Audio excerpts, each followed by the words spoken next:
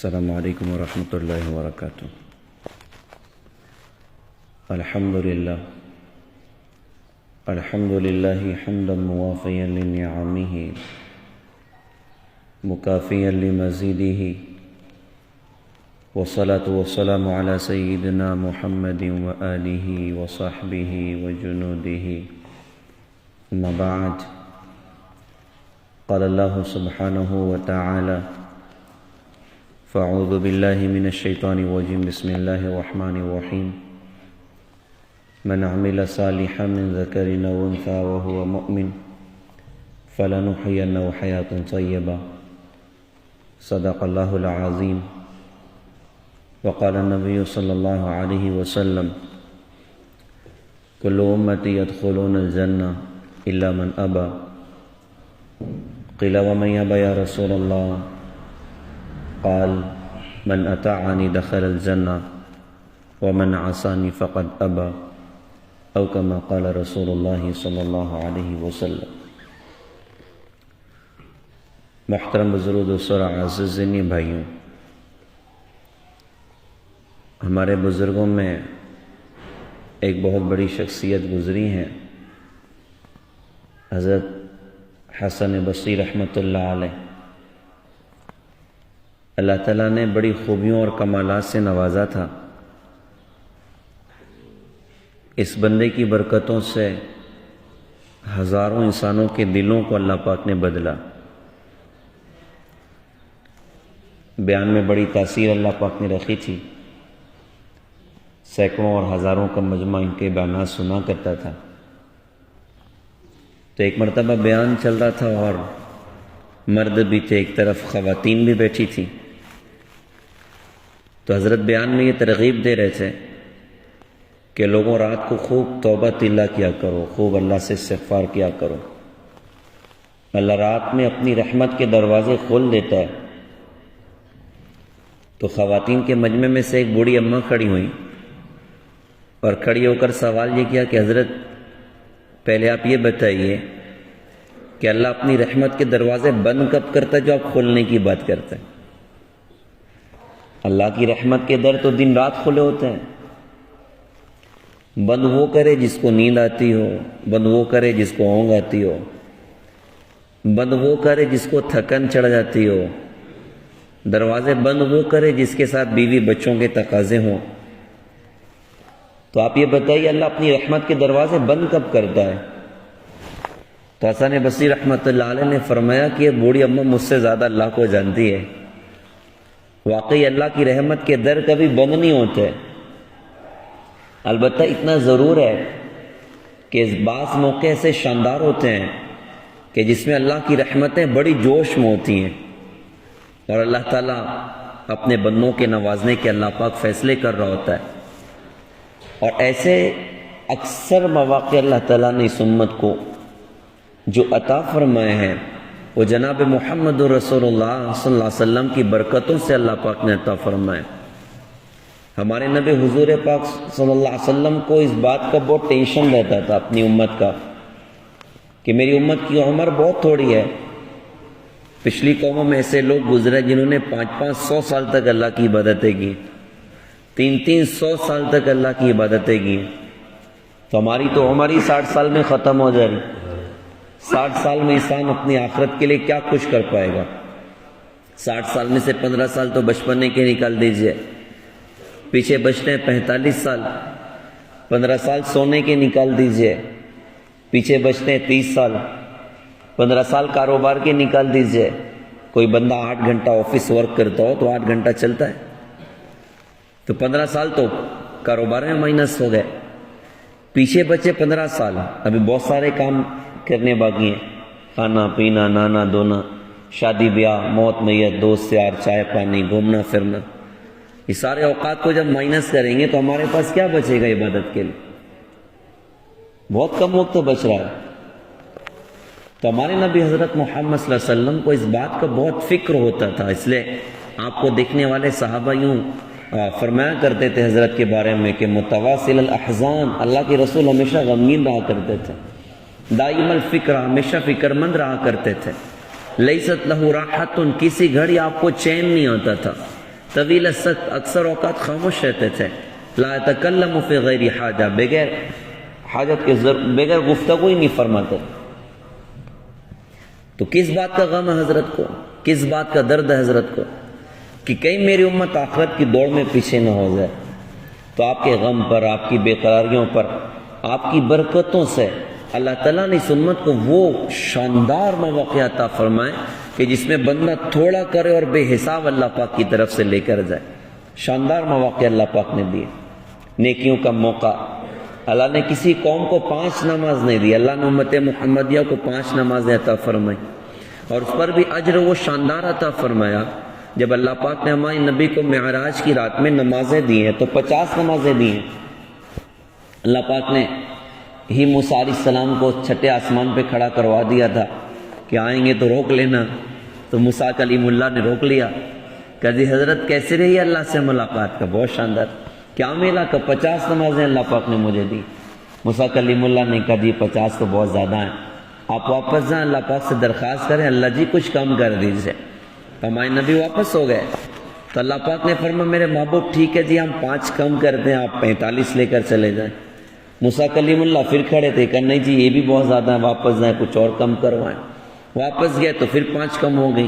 یوں بار بار موسیٰ کلیم اللہ بھیجتے تھے نہیں جی واپس جائیں، واپس جائیں، کچھ اور کم کروائیں، کچھ اور کم کروائیں. اس طرح تقریباً 45 مائنس ہو گئی، 5 بچی. اچھا قربان جائیے، اللہ پاک کو 45 مائنس کرنے دینا. تو اللہ فرسٹ ٹائم ہی یوں فرماتے کہ جی ٹھیک ہے ہم 45 مائنس کرتے ہیں، آپ 5 لے کر چلے جائیں، تب بھی بات بن جاتی تھی. لیکن یہ ہمارے نبی کی شان بھی بتائی گئی. کہنے والے نے کیا شاندار کہا تھا کہ شب اسراء نمازوں کی کمی بیشی تو ایک بہانہ تھی، خدا خود چاہتا تھا میرا محبوب بار بار آئے. بار بار اللہ پاک نے اپنے نبی کو اپنے عرش پر بلایا. اور 45 مائنس ہو گئی، 5 بچی. موسیٰ کلیم اللہ نے کہا جی یہ 5 بھی زیادہ ہیں، آپ واپس جائیں کچھ اور کم کروائیں. تو آپ نے فرمایا بھائی موسیٰ اب تو شرم آتی اور ڈر لگتی کہ واپس جاؤں تو یہ 5 بھی نہ ختم ہو جائے، تو اپنی امت کے پاس کیا لے کر جاؤں گا. تو آپ 5 لے کر آگے بڑھے. اللہ پاک کی طرف سے آواز آئی میرے محبوب ہمارے ہاں بات بدلی نہیں جاتی، آپ کا امتی 5 نماز پڑھے گا میں 50 نماز کا ثواب عطا کروں گا، میں 50 نماز کا ثواب عطا کروں گا. تو کیسا اللہ پاک نے اس امت کو موقع عطا فرمایا. اچھا نماز ہی پڑھنی ہے نا. اب کوئی بندہ گھر سے وضو کر کے مسجد کی طرف آ جائے، بھائی گھر سے وضو کرنی ہے تو کیا ہوگا؟ فرمایا کہ گویا کہ یہ بندہ احرام باندھ کے حج کو جا رہا ہے. ہر قدم پہ اللہ اس کو نیکی عطا کر رہا ہے، ہر قدم پہ اللہ اس کے گناہ کو معاف کر رہا ہے. کیسا اللہ پاک نے نوازا. نماز ہی پڑھنی ہے، مسواک کر کے پڑھ لیجئے. تو علماء نے کتابوں میں لکھا کہ جو نماز مسواک کر کے پڑھی جائے وہ اس نماز سے جو بغیر مسواک کے پڑھی جائے 70 درجہ افضل ہوتی ہے، 70 درجہ افضل ہوتی ہے. آپ نماز کا حساب لگائیں کہ کتنا بڑا اجر اللہ پاک نے سنت کو عطا فرمایا اور کتنا بڑا عمل اللہ پاک نے سنت کو عطا فرمایا. قرآن جیسی عظیم کتاب اللہ پاک نے دے دی. ہر حرف کے بدلے میں اللہ پاک ہمیں نیکیاں عطا کرتا ہے قرآن پڑھنے کی. اس میں نماز میں کوئی بندہ پڑھے تو ہر حرف کے بدلے 100 نیکی مل رہی. کھڑے ہو کر پڑھ رہا ہے 100 نیکی، بیٹھ کر پڑھ رہا ہے 50 نیکی، اور نماز میں نہیں بغیر نماز کے پڑھ رہا ہے 25 نیکیاں اللہ پاک عطا فرما رہا. تو کتنا اللہ پاک نے اس امت کو نیکیوں کا موقع اللہ پاک نے عطا فرمایا. یتیم کے سر پر ہاتھ رکھ دیا، جتنے بال ہاتھ کے نیچے آ گئے اتنی نیکیاں اللہ پاک نے عطا فرما دی. ارشاد فرمایا کہ جو بندہ اپنے ماں باپ کو محبت کی نظروں سے دیکھے گا اللہ اس کو کامل حج اور عمرے کا ثواب عطا کرے گا. تو ایک صحابی رسول نے کہا کہ حضرت ہم تو پھر بار بار دیکھیں گے. آپ نے فرمایا کہ اللہ بھی تمہیں بار بار حج اور عمرے کا ثواب عطا کرے گا. کیسا اللہ پاک نے اس امت کو نوازا نیکیوں کے اعتبار سے. مواقع وہ شاندار اللہ پاک نے عطا فرمائے. ابھی شب برات کی خوبصورت رات گزر گئی جس میں مغفرت کا وہ زبردست انداز تھا کہ حضرت جبرائیل نے عرض کیا تھا کہ حضرت اس رات میں بنو کلب کی بکریوں کے بالوں سے زیادہ اللہ پاک لوگوں کو جہنم کی آگ سے خلاصی عطا فرماتے ہیں. تو کیسا اللہ پاک نے اس امت کو مغفرت کے اعتبار سے نوازا، نیکیوں کے اعتبار سے نوازا. ابھی آنے والے دنوں میں رمضان کی آمد ہے، بس کچھ 12-13 دن کچھ رہیں گے. کتنا قریب رمضان آ چکا ہے۔ رمضان وہ شاندار اور خوبصورت مہینہ ہے جس کا استقبال تاجدار مدینہ رسول اکرم صلی اللہ علیہ وسلم رجب کا چاند نظر آتا اور حضرت کی دعاؤں میں ایک دعا کا اضافہ ہوتا تھا، اللہم بارک لنا فی رجب و شعبان و بلغنا رمضان، اللہ ہمارے رجب میں برکت دیجئے، شعبان میں برکت دیجئے اور ہمیں رمضان تک پہنچا دیجئے۔ کیسا شاندار اللہ پاک نے اس امت کو مہینہ عطا فرمایا جس میں نیکیوں کا بھاؤ اللہ پاک نے بڑھا دیا، نیکیوں کی قیمت اللہ پاک نے بڑھا دی۔ وہ شاندار اور خوبصورت مہینہ، حدیث پاک میں آتا ہے کہ رمضان وہ شاندار مہینہ ہے جس کے استقبال کے لیے جنت کو پورا سال خوشبوؤں کی دھنی دی جاتی، پورا سال اس کو ڈیکوریٹ کیا جاتا ہے کہ اور شاندار کیا جائے اور اس کو مزین کیا جائے۔ کیا بات ہے صاحب کہ آئندہ سال رمضان آنے والا ہے، ہوتے ہوتے جو ہی رمضان کا چاند نظر آیا تو روایات میں آتا ہے کہ عرش کے نیچے سے ایک ہوا چلتی ہے جس کا نام مسیرہ ہے، اس کے جھونکوں کی وجہ سے جنت کے درخت تو جھوم رہے ہیں اور محلات کی کھڑکیاں اور دروازے ہل رہے ہیں، جس سے ایسی شاندار آواز اور خوبصورت آواز نکلتی ہے کہ سننے والوں نے ویسی آواز کبھی نہ سنی۔ تو اس کا کیا اثر ہوتا ہے کہ جنت کی حوریں بھی مچل اٹھتی ہیں، بے قرار ہو جاتی ہیں اور جنت کے محلات اور اس کے بالا خانوں پر آ کر یہ آواز دیتی ہیں، ہے کوئی اللہ کی بارگاہ میں ہم سے نکاح کرنے والا کہ اللہ اس کو ہم سے جوڑ دے۔ پھر وہی جنت کی حوریں جنت کے داروغہ رضوان سے پوچھتے، رضوان یہ کیسی رات ہے؟ تو جنت کا داروغہ رضوان وہ فرماتے ہیں کہ یہ رمضان کی پہلی رات ہے، حضرت محمد صلی اللہ علیہ وسلم کی امت کے لیے جنت کے دروازوں کو کھول دیا گیا اور جہنم کے دروازوں کو بند کر دیا گیا۔ کیا شاندار مہینہ آنے کو تیار ہے، کیا شاندار دن اور رات آنے کو تیار ہے۔ دن وہ کمال دن ہوگا رمضان کا جس کے بارے میں فرمایا کہ روزہ میرے لیے ہے اور اس کا بدلہ میں خود ہوں، ساری کائنات کا رب اللہ چند گھنٹے کی بھوک پر ہمیں مل جائے، چند گھنٹے کی پیاس پر ہمیں مل جائے، کتنا آسان سا سودا ہے۔ کیسی خوبصورت صفات والے، کیسے زبردست کمالات والے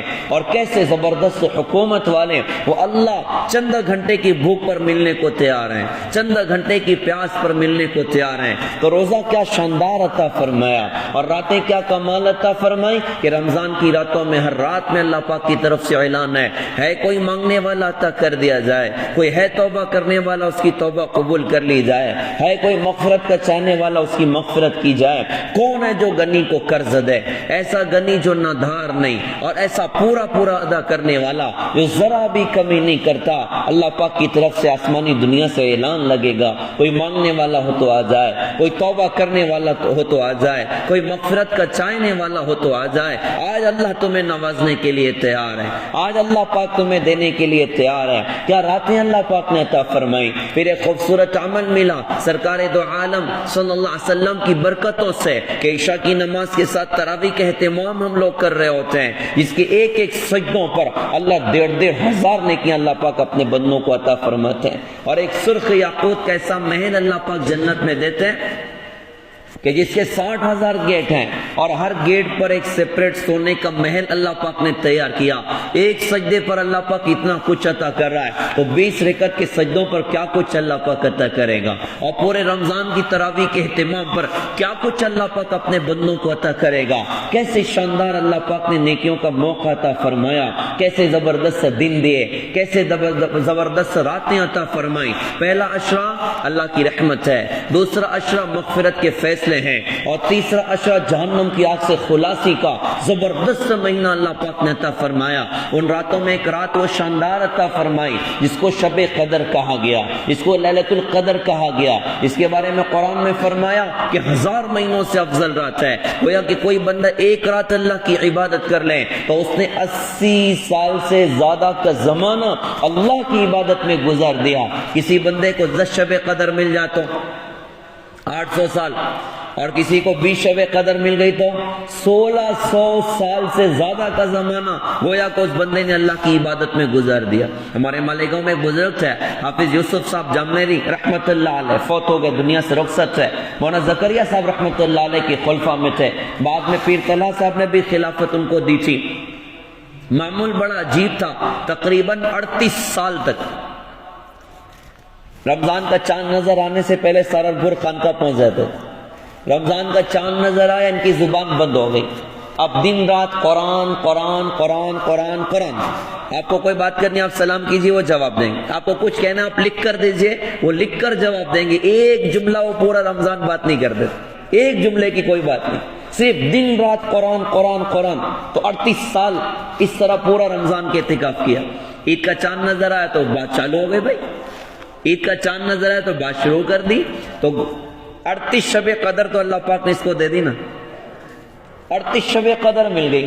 لاؤ پچھلی قوم کا کوئی بندہ جس نے 1000 سال اللہ کی عبادت کیا اور جس نے 1600 سال اللہ کی عبادت کیا, ایک شب قدر بندہ جاگ جائے.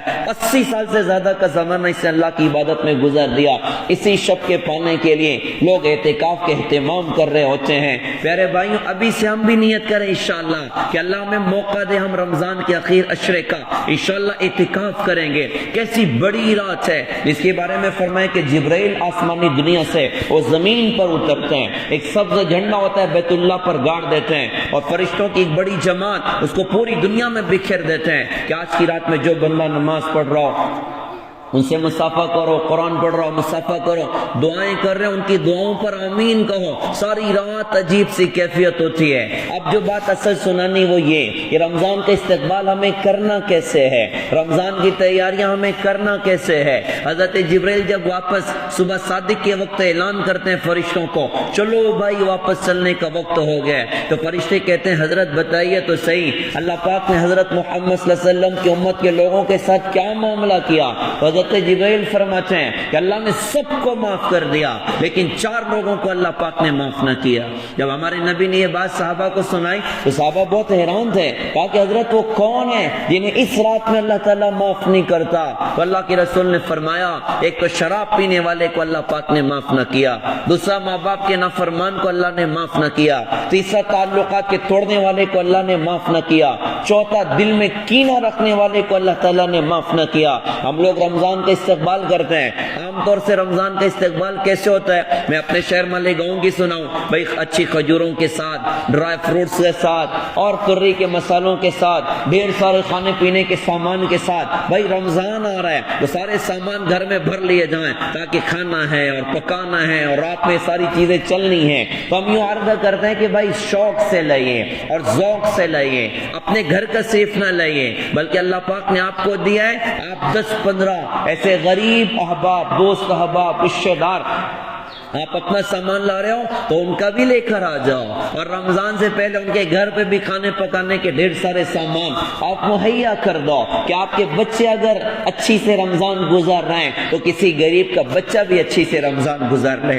کسی بیوہ خاتون کا بھی رمضان اچھا ہو جائے. ہم منع نہیں کرتے سامان اکٹھا کرنے سے, ضرور اکٹھا کیجئے لیکن اوروں تک بھی پہنچانے کی کوشش کیجئے, غریبوں کا بھی خیال کیجئے, اپنے بہن اور بھائی اور غریب رشتہ داروں کا بھی خیال کیجئے. لیکن اصل استقبال جو رمضان کا کرنا ہے وہ توبہ کے ساتھ کرنا ہے, اللہ سے صلح کے ساتھ کرنا ہے, اور اللہ کے رسول حضرت محمد صلی اللہ علیہ وسلم کی خوبصورت زندگی کے اپنانے کے ساتھ میں کرنا ہے. پیارے بھائیوں, ہماری دنیا کی بھی نجات کا راستہ اور ہماری آخرت کی بھی نجات کا راستہ سرکار دو عالم صلی اللہ علیہ وسلم کی مبارک اور خوبصورت زندگی ہے کہ ہم اپنی زندگی میں اپنے نبی والے دین کو جگہ دیں. عزت نبی کے دین کے ساتھ ہے, حفاظت نبی کے دین کے ساتھ ہے, عروج نبی کے دین کے ساتھ ہے. یہ جو پاؤ بھر کا دل اندر دھڑکتا ہے نا, اس دل کے سکون کا ذریعہ تاجدار مدینہ محمد الرسول اللہ صلی اللہ علیہ وسلم کی خوبصورت زندگی ہے. ان کی زندگی کو چھوڑ کر دنیا میں بھی ہلاکت ہے اور آخرت میں بھی ہلاکت ہے, اور ان کی زندگی اپنانے پر دنیا کی بھی برکتیں ہیں اور آخرت کی بھی نجات ہے. لہذا رمضان کا استقبال کیسے ہو کہ اللہ سے توبہ کے ساتھ ہو کہ اللہ آج کے بعد آپ کے باغی نہ بنیں گے, آج کے بعد آپ کے نافرمان نہ بنیں گے. رمضان کا استقبال جناب محمد الرسول اللہ صلی اللہ علیہ وسلم کی خوبصورت زندگی کے ساتھ ہو کہ اب جینا بھی نبی کے دین پر ہے, اب مرنا بھی نبی کے دین پر ہے. اسی لیے ساری دنیا میں مدارس کا خوبصورت نظام, خانقاہوں کا خوبصورت نظام, دعوت و تبلیغ کا خوبصورت نظام, یہ ساری محنتیں کس لیے ہیں؟ یہ پوری امت اور انسانیت کو دعوت ہے, کچھ بنو نہ بنو عاشق رسول بن جاؤ، کچھ بنو نہ بنو غلام رسول بن جاؤ، کچھ بنو نہ بنو غلام مصطفیٰ بن جاؤ۔ آخرت میں اللہ کسی سے نہیں پوچھیں گے بتاؤ تم خان تھے یا پٹھان تھے، تم امیر تھے یا غریب تھے، تم شیخ تھے یا سید تھے، تم انصاری تھے یا منصوری تھے۔ اللہ کا ہر ایک سے سوال ہوگا، ارے بتاؤ تم محمدی تھے کہ نہیں تھے، بتاؤ تم میرے نبی کے غلام تھے کہ نہیں تھے۔ تو پیارے بھائیوں، رمضان کا استقبال کیسے ہو کہ توبہ کے ساتھ ہو، استغفار کے ساتھ ہو، ندامت کے ساتھ ہو، اور زندگی کے بدلنے کے عزم کے ساتھ ہو۔ نبی اکرم صلی اللہ علیہ وسلم کی خوبصورت سنتوں کے اہتمام کے ساتھ ہمارے اپنے رمضان کا استقبال ہو، اور بطور خاص ان گناہوں سے توبہ کے ساتھ اور ان کی اصلاح کے ساتھ کہ جن کی وجہ سے بندہ شب قدر میں بھی اللہ کی معافی کا حقدار نہیں بنتا۔ جیسے شراب پینے والا معاف نہیں کیا جاتا، اللہ کی ذات سے امید ہے اس مجمع میں کوئی بھائی نشے کا عادی نہیں ہے، کوئی بھائی شراب کا عادی نہیں ہے، لیکن چونکہ باتیں دور تک پہنچتی ہیں، موبائل کا دور چلا ہوا ہے، تو یہ بات اکثر عرض کی جاتی ہے کہ کسی ایسے مسلمان بھائی کے کان تک ہماری درد بھری صدا پہنچ رہی جو شراب کا عادی بن گیا، جو نشے کا عادی بن گیا، ہم اللہ کا واسطہ دے کے کہ اللہ کے واسطے توبہ کر لو، اپنی جوانی برباد نہ کرو، اپنی زندگی برباد نہ کرو، اپنے ماں باپ کی آنکھوں سے آنسو بہنے کا ذریعہ نہ بنو، ان کی دل کی بے قراری کا ذریعہ نہ بنو۔ تم حضرت محمد صلی اللہ علیہ وسلم کے امتی ہو، نبیوں کے امام کا امتی، جس کے بارے میں اللہ کی رسول حضرت محمد صلی اللہ علیہ وسلم نے فرمایا تھا، صحابہ کا مجمع لگا ہوا ہے اور اللہ کی رسول فرماتے ہیں وَدِدْتُ عَنِّي لَقِيتُ إِخْوَانِي، ہے کاش میں میرے بھائیوں سے ملتا۔ تو صحابہ نے کہا حضرت وَلَيْسَ نَحْنُ إِخْوَانُكَ، کہ ہم لوگ آپ کے بھائی نہیں ہیں؟ آپ نے ارشاد فرمایا کہ أَنْتُمْ أَصْحَابِي وَلَكِنْ إِخْوَانِي الَّذِينَ آمَنُوا بِي وَلَمْ يَرَوْنِي، تم تو میرے صحابہ ہو، میرے بھائی وہ ہیں جو مجھے دیکھے بغیر میرا کلمہ پڑھیں گے۔ تو کسی ایسے بھائی کے کان تک آواز پہنچ رہی ہے جس نے کلمہ تو نبی کا پڑھا ہے لیکن وہ شراب کا عادی بن گیا، وہ نشے کا عادی بن گیا، ہم کہیں گے اپنی حیثیت پہچانو، تم اتنے گرے ہوئے انسان نہیں ہو کہ شراب پی کے گٹر کے کنارے پڑ جاؤ، تم تو نبیوں کے امام کے امتی ہو، اور اللہ کے رسول نے تم اپنا بھائی کہا، اس گندی عادت سے واپس آ جاؤ۔ شراب کا عادی شب قدر میں اللہ کی معافی کا حقدار نہیں بنتا۔ دوسرا فرمایا کہ ماں باپ کے نافرمان کو اللہ نے معاف نہ کیا۔ آج گھر گھر کی درد بھری کہانی ہے کہ ماں باپ اپنی اولاد سے خوش نہیں ہیں، اور اولاد نے ماں باپ کو کلیجہ چیر کے رکھا ہوا ہے۔ کتنے ماں باپ آج دکھی ہیں، درد کی بات آپ حضرات کو سناؤ بلا مبالغہ، کتنے ماں باپ آج مسجدوں کے دروازوں پر کھڑے ہو کر بھیک مانگ کے زبان حال سے کہتے ہیں ارے لوگوں 2-4 روپیہ میری جھولی میں ڈال جاؤ، میں وہ بدقسمت بوڑھی عورت ہوں جس کی کوکھ سے نکلی ہوئی اولاد آج اس کو پوچھنے کو تیار نہیں ہے، میں وہ بدقسمت بوڑھا ہوں جس کی سگی اولاد اس کو پوچھنے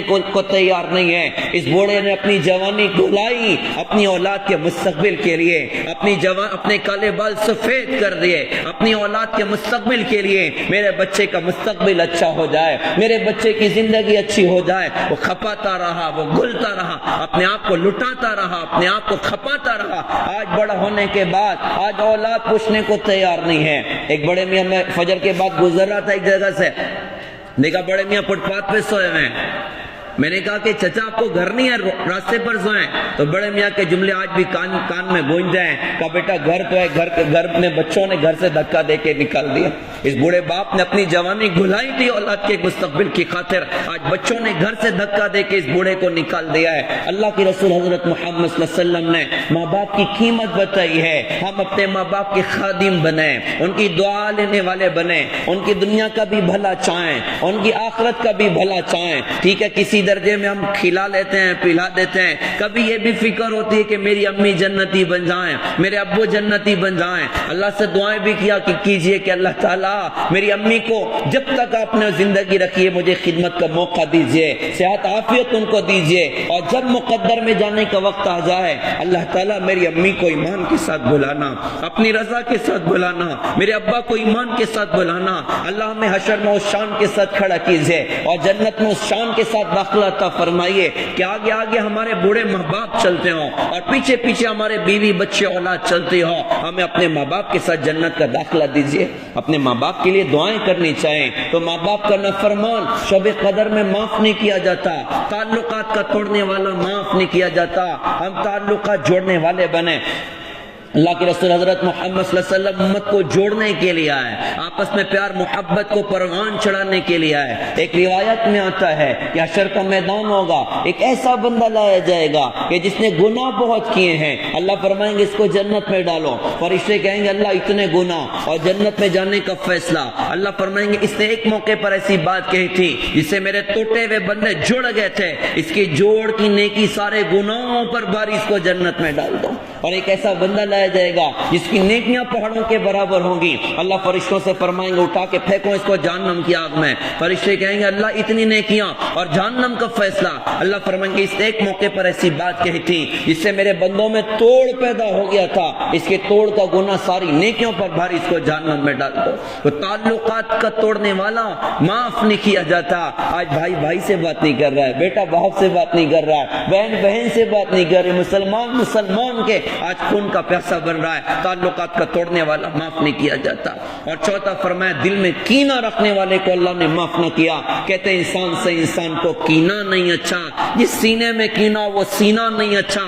اللہ کو پاک دل پسند ہے، اللہ کو صاف دل پسند ہے، اپنے دل کو اوروں کی طرف سے صاف کر دیا جائے، پاک کر دیا جائے، دل کا صاف ہونا جنتی ہونے کی علامت ہے۔ انشاءاللہ پیارے بھائیوں جب رمضان ہم گزاریں گے اسلام کے اعتبار سے، حضرت محمد صلی اللہ علیہ وسلم کی تعلیمات کے اعتبار سے، کہتے ہیں جس کا دن اچھا اس کی رات اچھی، جس کا جمعہ اچھا اس کا ہفتہ اچھا، اور جس کا رمضان اچھا اس کا سال اچھا، اور جس کی زندگی اچھی اس کی موت اچھی۔ لہذا پیارے بھائیوں نیت کیجئے انشاءاللہ اس رمضان کو زندگی کا انقلابی رمضان بنائیں گے، اور آج سے ہمیں انشاءاللہ اپنی زندگی کو بدلنا ہے۔ یہ جمعہ کے بیانات واہ واہ کے لیے نہیں ہوتے، یہ زندگی کی تبدیلی کے لیے ہوتے ہیں۔ کوئی بیان تو انقلابی بن جائے، کوئی جمعہ تو انقلابی بن جائے، میں کب تبدیل ہوں گا، میں کب بدلوں گا، میں موت کا انتظار کرتا ہوں، میں قبر میں اترنے کا انتظار کرتا ہوں، یا میں زمینوں کے پھٹنے کا منتظر ہوں، یا سمندر میں سونامی کے جھٹکے کا منتظر ہوں، یا ہواؤں کے بے قابو ہو جانے کا منتظر ہوں۔ نہیں پیارے بھائیوں اب ہماری اپنی توبہ کا وقت ہے، ہمارے اپنے رجوع الی اللہ کا وقت ہے۔ ہم لوٹ آئیں اپنے اللہ کے در کی طرف، ہم لوٹ آئیں اپنے نبی حضرت محمد صلی اللہ علیہ وسلم کی خوبصورت زندگی کی طرف۔ اللہ دنیا بھی بنا دے گا، اللہ آخرت بھی بنا دے گا۔ اللہ تعالیٰ سے دل سے دعا ہے اللہ پاک ہمارے شعبان میں برکت دیں، عافیت سے ہمیں رمضان تک پہنچائیں، اس کی خیرات اور برکات اللہ پاک ہم سب کو نصیب فرمائیں، اپنے نبی کے دین پر جینے اور مرنے کے اللہ پاک ہم سب کو سعادت عطا فرمائیں۔ وآخر دعوانا الحمدللہ رب العالمین۔